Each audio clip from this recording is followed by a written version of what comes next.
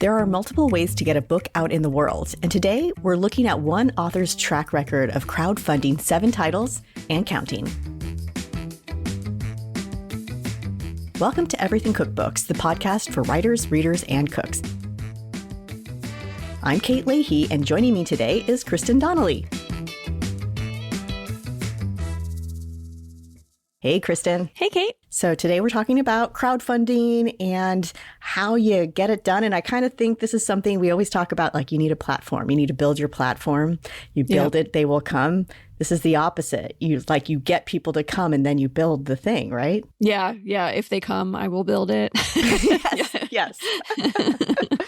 Right. Have you ever wanted to crowdfund anything? You know, I can't think of a specific project, but I knew people who crowdfunded some things successfully, including, if you remember, Short Stack Editions. Right. The little cooking booklets. That was done on Kickstarter. Right. I think I was aware of how much work it was, you know? Right. It doesn't help you short circuit the work of writing a proposal. It's almost like instead of writing a proposal for publishers, you're doing it for your potential readers. But it is a really cool thing. And I'm actually happy to hear that some people are still having success with it. Exactly. I thought of it as such a big thing back in the 2010s. Right. You heard a lot of buzz behind Kickstarter, and then there were other platforms that also, offered those services. But today we're talking with someone who has been at the crowdfunding game for a while and has found a lot of success. So today we are going to be speaking with Nandita Godbole. She has done 7 cookbooks and counting, and all of them have been crowdfunded through Kickstarter. Yeah, she just funded her 8th, I think. I believe so, and we're going to be talking to her about that. And she started off doing this in 2014. She did not have a platform. She was in the food world, but, there weren't agents who were calling her on the phone saying, hey, please write your book, I'll represent you. So she just kind of went it alone and figured it out as she went, which is really kind of exciting. Really cool. If she's interested in something, she figures it out and she makes it happen. So let's bring her on. Nandita, welcome to Everything Cookbooks. Thank you. I'm so excited. I've been one of your avid listeners. I catch every episode the minute I can get my hands on it. Thank you so much. We want to get into all the various ways that you've found to get your books out in the world. But first, we just thought we'd get a little bit more of your backstory. You had a popular supper club, I believe, in Atlanta. You took it to LA. It sold out. And then a food writer came up to you and said, you should do a cookbook. Tell us about what happened, because it wasn't the beginning. You'd already been blogging at that point. I had a previous life as a landscape architect and all of that. And I had to switch gears, and I still wanted to do something with food. I had been doing something with it on a very quiet note. And then one year I was like, let's just start doing supper clubs because, people are always trying to find invitations to my house. And I'm like, okay, we'll just do a supper club. 2.5 years into it, I had an opportunity to spend a summer in the LA area. And I was like, I'm just going to try doing the supper club here. Announced it one afternoon. It sold out within 30 minutes. All 8 days. And wow. I was like, what is going on with this? I didn't even know who had gotten wind of it. And this is the days before Instagram or serious Facebook or anything. So I was very surprised, and I was literally driving 3 hours with the food to the supper club. It was an absolute blast. I would do that again in a heartbeat if I lived a little bit closer, because LA traffic is awful. But as that was unfolding, there is a local food writer there. She's passed away. She was very, very special. Her name was Andrea Rademan. And she reached out and said, you're doing something special. Why don't you write a cookbook? And it was literally 2 lines on that email.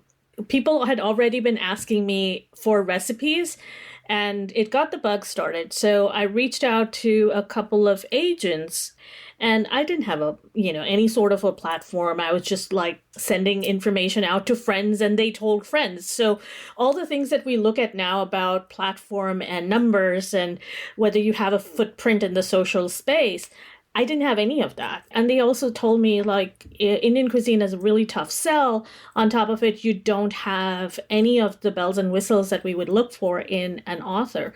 So sorry, but no can do. That's tough. Yeah. It was a tough one. And the funniest part was I had gone in not cold. Andrea had made those introductions for me. And she had sent me to people saying, oh, this person might be able to help and that person can give you some advice. And so when that happened where no one cared about it enough, or at least that's what I assumed, I was like, okay, that's a little shocker. How do we go about this? But now that the idea had taken root, I couldn't let go. My husband and I had a massive argument. I will never let him forget it. But he was like, well, just do something else if, that's not your thing. And I was like, no, I don't have anything to lose at this point. Let's see what happens with the crowdfunding world. And, if your campaign fails, you make a fool of yourself for 10 people and then you move on, big deal. Yeah, that's smart. So I took that chance, and in 72 hours, my first cookbook was completely funded. Wow. And I lost my mind. And that's 2014? 2014, yes. And I was not sure how to process it because it reinforced what I had felt, that there was a need for the kind of work that I was doing. But then I had again found my audience. So I was like, oh yay, but oh my God, what am I doing with this? Yeah, I want to hear about that. Like finding your audience. Who are these people who funded that book? And like, how did you get the word out?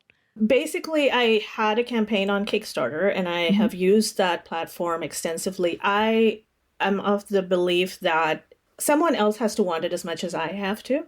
I refuse to put in the labor without knowing where it's going. So I can write all this wonderful stuff, but if nobody cares about it enough to want it, I'm basically shouting into deep space. So I had used the platform, and the platform itself sends out information to people who are on the platform. So just like you would have Facebook, it's a space for creators who are wanting to chase a passion project. There are different kinds of crowdfunding, places like Indiegogo and GoFundMe, etc., where you're just putting money and giving that money away. It's like a charity donation. This one specifically, and I really love it for that, it's not a charity donation. You give money and you are getting something back. Yeah. You're purchasing a book. On the platform, there are other products, like there are games and there are cocktail shakers and anything you can imagine. All of that, you are getting something back in return, which makes it a true partnership. And it becomes a space where people can come to you and say, how would you think about adjusting your project just a little bit because I have, let's say, gluten allergies? Are you going to identify that? And which actually helped in one of my books. But Kickstarter gave me the access to present my vision to a bunch of people who understood that there are ways to chase your passion project, to make something of it that may not fall within a traditional company's, idea of how a project should happen. Right. 2014 is it's a different era in publishing in general. Yes. In 2014, if I were, say, writing a romance novel, I'd probably go straight to Kindle, have my book on Amazon, and some authors who did that made a lot of money. What I'm seeing with the fiction side is that more authors are actually going into Kickstarter because they want these commemorative books with beautiful sprayed edges. They want to make a physical object now because they found that, it's really hard to compete in Kindle. But they already have the self-publishing world down. Your first book, you did not, I'm assuming, know how to get a book, from your computer into you know what I mean? You did. Okay, so tell me, how did you learn how to actually do the self-publishing part? That was one of those gifts of a previous life that you have. When I was a graduate student for landscape architecture, I was a research assistant for a park. This wonderful man, Jerry Sosby, big cheerleader, and he said, I want you to put together a book. And at that point, I had never done anything of that kind. And so back in 1999, he gave me access to all of the research that he had wanted to convert into a book. And I took my design skills that I was learning. This is the days of Quark Express, if people are in the design. Yep. Yes. So this is Quark Express and PowerPoint and all of that, and trying to work through that till the Adobe Suite came in. I had the option to learn that while I was a student. So I understood, all right, well, this is what you need to do, and this is how you do a spread, et cetera, et cetera. And I just kept using those skills over and over again. Even when I was a landscape architect, I used that. The book making part wasn't hard. I see. But I can understand that for someone who doesn't understand that part, it is mind-boggling and it can be very intense. You're doing all the design, you're doing all the photography, obviously all the writing, recipe development, all that. Managing the printing too, right? Yes. How did you figure that out? I looked around, I found a local printer, I did some Q&A with everybody, and what was interesting, and I have worked with them for every single book, but the first book was a hiccup because I didn't know what their expectations were from me in terms of the file formats and, the technical aspects of it. Yes, I could do this beautiful thing, but actually getting it to them in a manner that aligned with the way they were printing. The good part was they are probably about 15 miles from where I am. So I can show up at their office and sit down and actually look over the proofs. And that was a big relief for me because I wanted to touch, feel, see things. Like I'm particular about what the book cover should feel like. I want to see what the paper feels like. I want to see how the colors on the paper, whether they come through and bleed on the other side. So that kind of quality control. So the first book. Tell us the title. The title is A Dozen Ways to Celebrate. A Dozen Ways to Celebrate. Lovely. Yes. And this is actually 1 year of my supper club recipes. I had kept notes for myself about how do you throw a dinner party for 15 people, which has 8 courses and that you're making everything the same day. So it required a week of planning. So I was like giving these people the notes of like your grocery list should include this. What you buy from the dairy section should include this. From the meat section or from the vegetable section should include this. So I literally held their hands through it because that's what people were asking me. Like, how do you do this? It became one of those lesser known parts of the book because I ended up putting it on the back side. But it is one of the most useful pieces for anyone, even if they don't open any other part of the book. If they get to that, they're golden. So seeing that, that's where my mind was. Like, I want to give people the tools so that even if I'm not in the kitchen, it will hopefully feel like I'm holding their hand without feeling like I'm telling them what to do, that little balance of when you have teenagers and you want to give them the independence, but you don't want them to feel like you're running their life like that. So I wanted that kind of a relationship, and getting to that first crowd of my Kickstarter community, I will remain forever indebted to all of them because they all just kind of fell into the conversation. We had project updates on almost a weekly basis. I was asking them, hey, this is how I'm thinking. What do you want to do? That's cool. How would you like to use this book? Cool.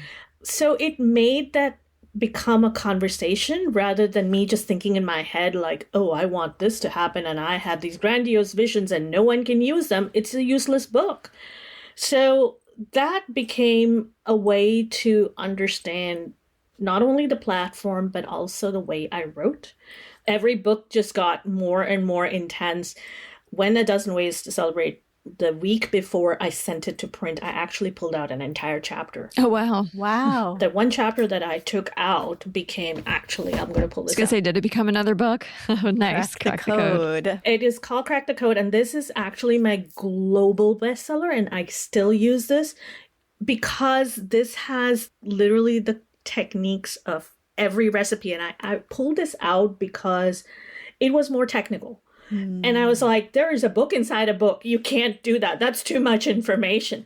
So when I did a little media event with actually Melissa's Produce, and I said, let's test out whether this other book idea that I have makes sense, to these writers and these folks who have been looking at cookbooks for their entire adult life. I gave them a preview copy of the Crack the Code. Those guys became almost like a test audience for me. But as I was explaining to them, I can't tell you, like, their eyes were wide open. Like, why hasn't anyone explained Indian cooking to us like this before? Because it's simplified it, it's streamlined it. And I told them, take this book and go match it up against any Indian cookbook. And you will see what I'm talking about, that is your blueprint for the recipes. And it blew everybody's mind because there wasn't a book like that. I want to stop you there because I could see somebody in your shoes hearing this feedback that is incredibly positive about how the world needs this book. And you thinking, should I go back to those agents who said this is too small potatoes and I can't take you on? Or no, I mean, did you ever think like maybe now is the time to try traditional publishing? I didn't have the confidence to go talk to them because for the longest time, and I don't know what's going to take to change the idea of what crowdfunded or self-published cookbooks can be, particularly this kind of crowdfunding, where it is actually people investing money into a project before they've seen it. And there has been a long-drawn stigma on crowdfunded books because it's always, oh, these are cheaply produced, these are awful, they're not edited, the photographs are awful. All of the standard things that we've heard for so many years continue. And I know that my books are not like that. I have readers who know that my books are not like that. It felt like I was talking to a wall. At that point, I was like, I don't know what to tell you. I want you to figure this out, that there are ways to do this. I printed a dozen ways in 2014, started talking to a bunch of people about the book itself. And actually, you'll probably know the chef Vikas Khanna. I was invited to a Lit Fest, my first ever Lit Fest with a cookbook. And I was taking A Dozen Ways to Celebrate. It was going on in New York. It was the Indo-American Arts Council. So it was a lot of Indian authors of different genres. But they had a small cookbook section. And the headliner for that year's Lit Fest was Madhur Jaffrey and Padma Lakshmi. Nice. Wow. and I was like ready to like die in that second, like, oh my God, I've reached heaven. But what was interesting is they put me in on a panel with 3 professional chefs, Suvir Saran, Vikas Khanna, and then there was a young chef, Saranj Goyla. For me, I was like, I'm sitting in the middle of royalty. At that point, I felt like, okay, there's this housewife in a sari sitting between these professional chefs. What do I have to say that's worth anybody's interest?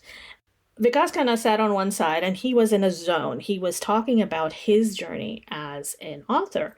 He had self-published books. His first several ones were self-published, and he said that no one took notice of him. No one cared. It was his 7th book that got the world to stop in its track and take notice of him. And I'm sitting there going, okay, well, I guess I need to write 7 or at least 6 more. So, I do credit him for inspiring me in that moment. He was really wise in that it does take a little bit of perseverance, but sometimes you just have to, stick with your program and just keep doing the work. Sometimes it's going to take a little bit longer, but when it comes, it'll be worth the trouble. I actually sent him a copy of Masaledar, which was my 7th book. I told him that thanks to his inspiration. And that book came out in 2023, correct? Yes. Right. So from 2014 to 2023 to do 7 books, that's a lot of work. Yeah. You're using Kickstarter to help fund the initial creation of the book and you get those out. But I am curious, like, just from an ongoing perspective, how you sell those books. I mean, and how you distribute them. And, are you mailing them the books? Or are you one at a time? It's really? You like you say, how do you eat an elephant? One bite at a time. This is one at a time. And in the recent years, we all know tariffs have affected everything, but postal expenses, like the cost to ship anything for one person has gone up so much. What is incredible is that this community that has sprung from the Kickstarter community, they recognize that they're not buying a mass-produced item. They recognize that they are getting to interact with the author on a very direct level. The book is written for them. We just build that friendship of sorts. Mm-hmm. So you get to be part of somebody else's life that you would otherwise not. And it becomes a special friendship. One lady out in Australia, she would just send me the most encouraging messages outside of anything to do with the book. Well, this is how you persevere through this challenge, or, what are you doing to take care of yourself? When she found out I was sick, like, she would send me notes. Like, this is the community you build, and you really, really begin to treasure it. And every single book, I have a dedicated crew that will come back for every one of them. And if they don't, I have to question, like, are they okay? It's almost like you're like a local shop owner, and this is like the hangout where you're getting the feedback. Because and I'm thinking just logistically, do you just have like in your garage boxes of books that you can ship out? Mm-hmm. Yes, that is very true. There is one room in our house that has boxes of books, and that's what we do. But people want that. And sometimes you then get to include things like, here's a birthday card. I know that, we become friends on Facebook or something like that, or we become friends on Instagram, and you're like, oh, I'm going to just send you a birthday card. Just delighting them. Yeah. So 2014, first Kickstarter. Now we're well into the 2020s. It's a very different platform in some ways. So I'm curious, like, how your approach has changed. The comfort level that I have with the platform definitely has changed a lot. Earlier, I was very nervous about even getting on camera and recording, because part of it is recording a script for the community to see. The tools and technology you have, all of that has changed. You can do things over your phone. So there's a greater comfort in engaging with it. I've become more particular about seeing where things can possibly go wrong. For instance, knowing that if I'm supposed to ship an article out of the United States, U.S. Postal Service will have certain regulations, and then making sure that I keep that transparency with the folks who come on. And those are strategies that, I have to think through and think ahead of time, because I want the person coming on board to have that level of confidence in what I'm doing. Like, she didn't just wake up and try to do this. She's done this before. And I'm open. Have a question, ask me. I am very reachable. So my comfort with the platform, my comfort with anticipating where people might have concerns or reservations, that has improved. The platform itself has changed. For instance, in the past, it was you're one and done. Like, you have a block of time when you are able to put your campaign out there. And incidentally, all of my books, like there are internal screenings that they will do, and they will choose certain projects to become like projects we love. For whatever reason, maybe because I think differently, every single book has reached that projects we love status, and which is like, oh, yay. It's someone else thinking that this is a good project, and they will send it out in their emails and send out a newsletter. So if you've missed the campaign, but you're getting the emails, you'll see some of those things happen. I'm seeing a shift in how people interact with the platforms. There's a lot more marketing coming at you from that, because they're like, well, maybe you don't know what you're doing. Maybe I'll help you with this. And it's like, this is a shoestring budget. So I can't put, even $1 away extra just because I want to offload this task to someone. I really have to justify every single thing. So you become very, very frugal, also very prudent about how you manage the project. The first one, I shipped everything out of pocket, and those were very, very expensive books to send out. Oh, gosh. And I was like, you know what? These guys put their faith in my project in such a way that I could never have imagined. So if you see those books that went out then, it was like they were actually gift wrapped. You learn things through the process. Now, in the 10 years since I first used the platform, for this particular campaign that I have right now, when I looked into the platform, they were like, well, we're making the option open for people to come in as late pledges after your campaign has ended, which means basically if you are able to run a successful window of your campaign where you raise your base goal, Kickstarter makes it easy for other people who may have missed the campaign previously to come back in and become part of it. So it becomes like another space for a pre-order. The pricing of how you participate changes a little bit because your costs of operating are different. Just between when I budgeted out the project when I began versus now, the costs of making a single book has shifted by 15%. Wow, 15%. Wow. 15%. And that doesn't even include what might happen with the postal service. Sure. Oh my goodness. Those margins have to be kept into account. This is the India in a cup from gardens to glasses. When this episode airs, your Kickstarter will be over, but not over because you can still get pre-orders. Yes. Any author, whether you're traditionally published or self-published, always has to figure out is how to get people to pre-order your book. Right. It seems that for you, like the pre-order is just, it's essential. I mean, the book doesn't get made without the pre-order. No, I'm not writing a single piece of thing without someone telling me that they want it. You know, authors struggle a lot trying to figure out how to find the right readers. And I hear that very often, whether you're staring at a page and going, how am I going to start this proposal? All of that is literally, I'm sorting it out up front. If I have an idea, I'm going to run it by the first 10 people, and that grows and grows and grows until you get to a point where you feel confident, which is actually for this particular one, I didn't even think I wanted to write this book. I was so burnt out. Tell us about the idea behind the book. I had gotten a little burnt out from my last book. That manuscript was stolen in Oakland the day I announced the Kickstarter. It was just awful. Right. I had launched the Kickstarter in 22. The next day, my laptop, computer, everything, car got broken in, everything got stolen. And I was sitting on the pavement going, what am I doing? Like, am I even doing this? And my Kickstarter was still live and I didn't tell anyone. I was like, I'm going to just find the strength to see if I can do this. If there are people who are going to be part of this, who believe that there is something to be done. You can always, it was in my head. So I'm like, I know I can redo this. I can recreate some of this. But all the photographs I had done were gone. All of the recipes I had written were gone. And, you know, dumb me, I didn't back up as much as I should have. Goodness.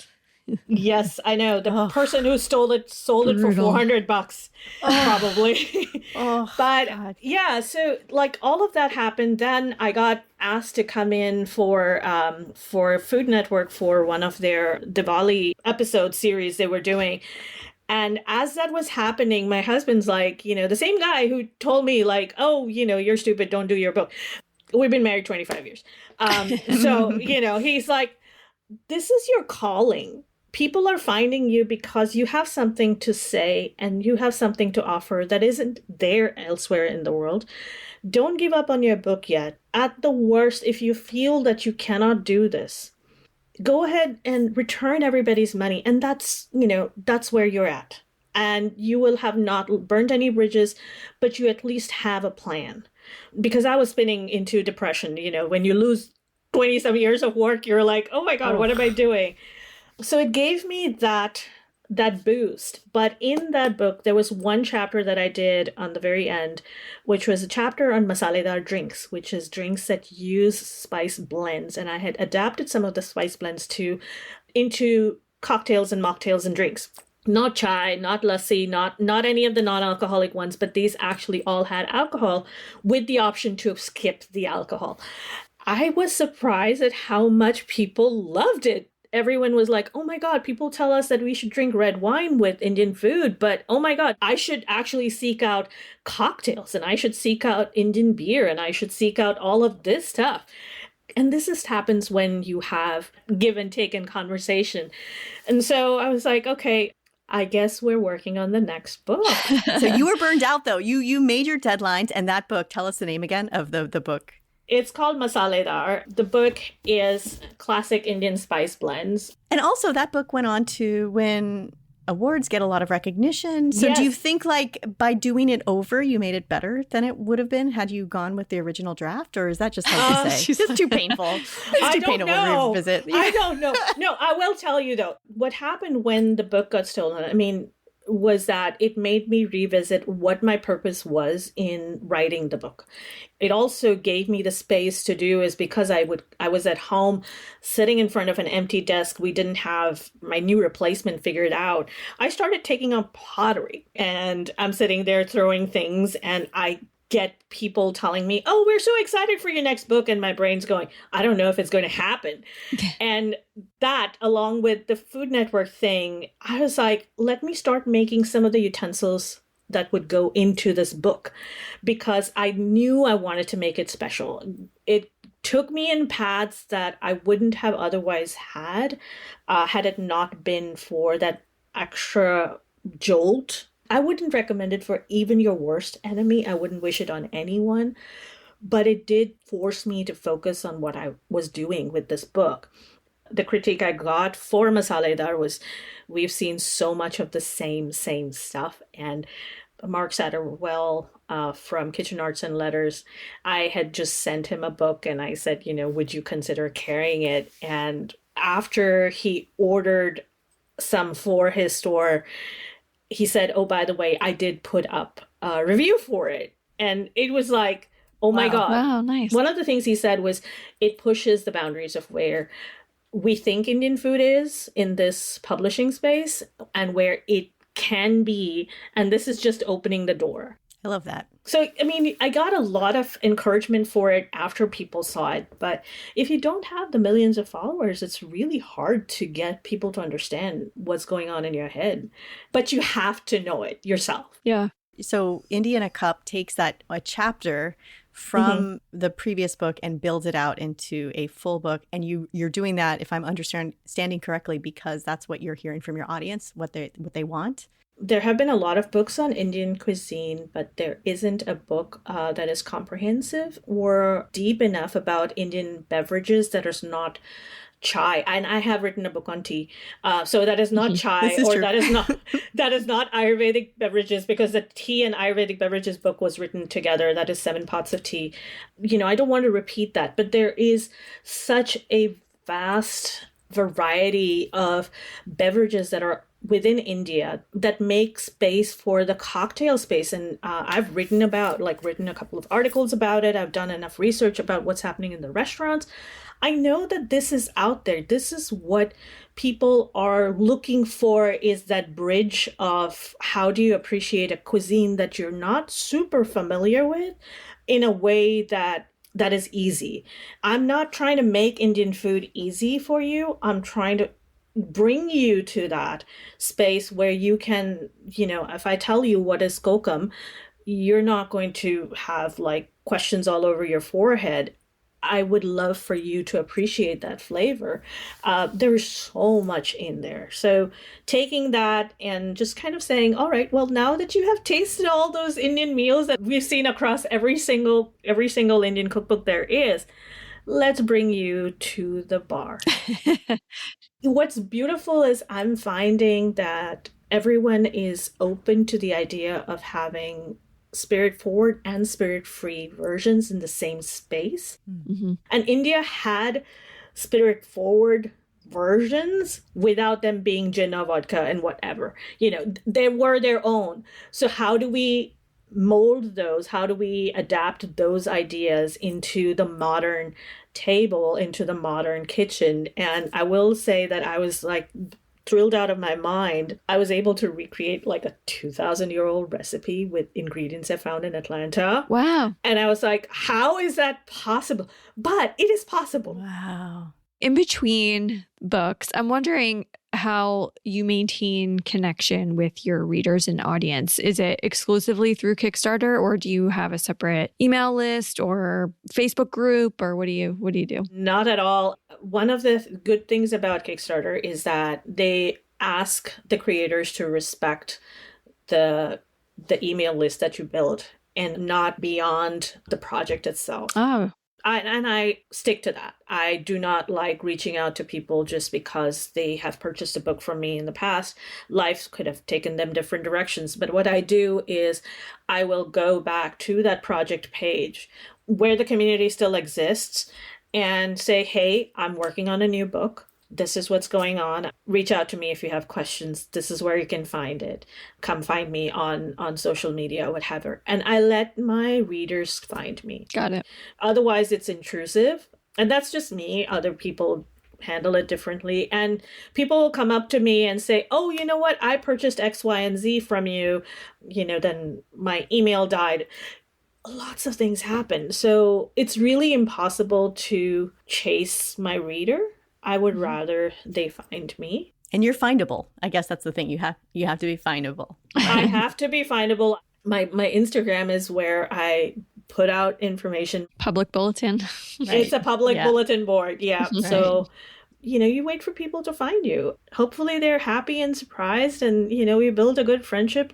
I like to be approachable.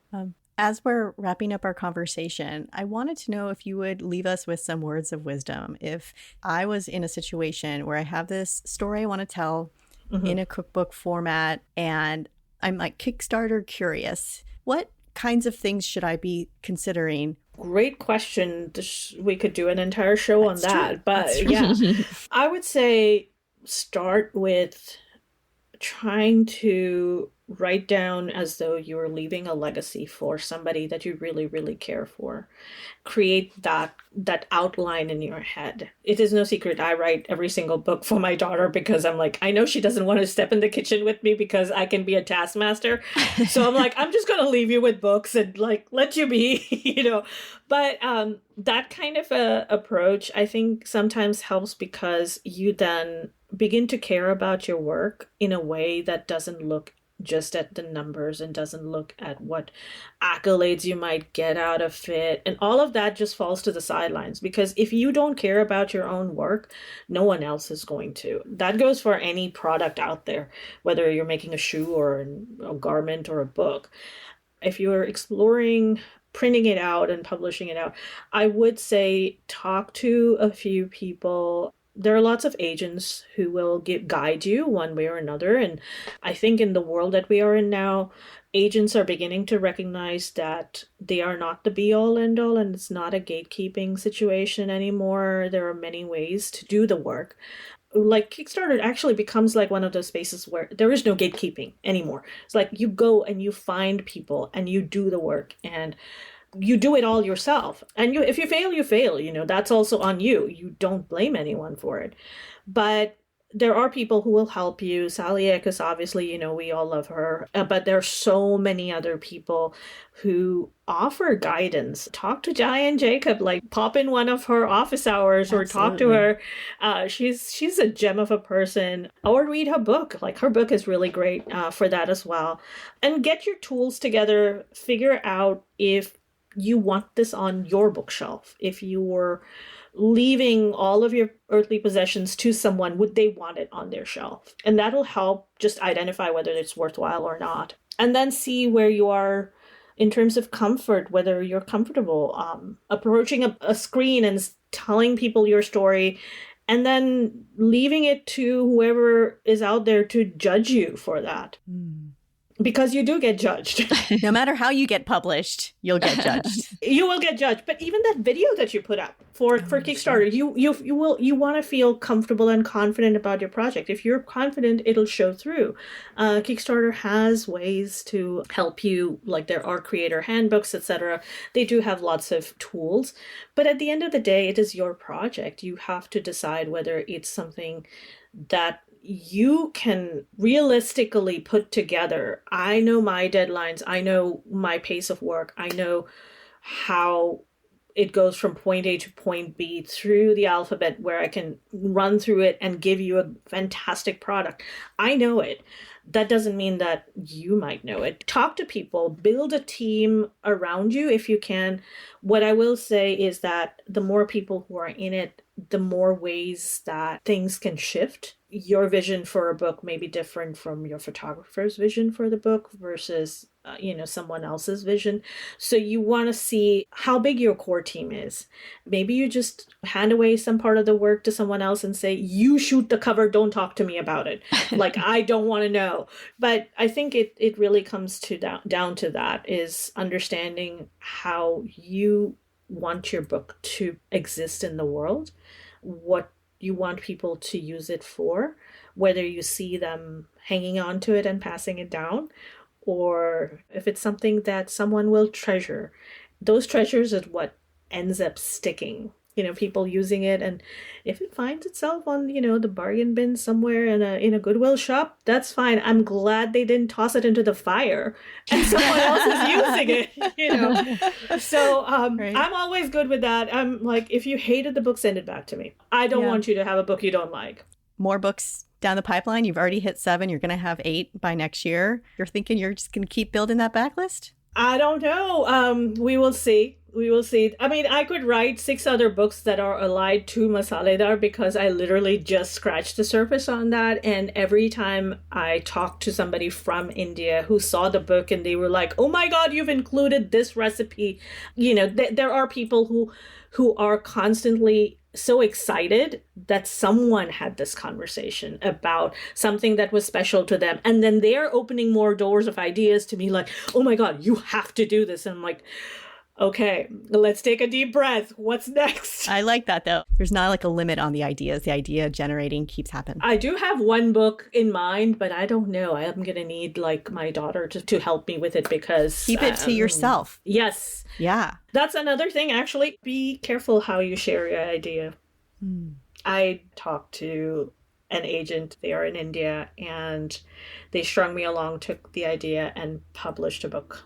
With a different author. Oh, wow. I was so shocked. So, bring a trusted core of friends with you when you're brainstorming about what you want to do. They will be your biggest cheerleaders. Good luck to everyone. And of course, I'm reachable in a million ways. So yeah, we'll make sure that's all linked in the show notes. Absolutely. Absolutely. Well, thank you so much. Thank you. I appreciate the time and our conversation.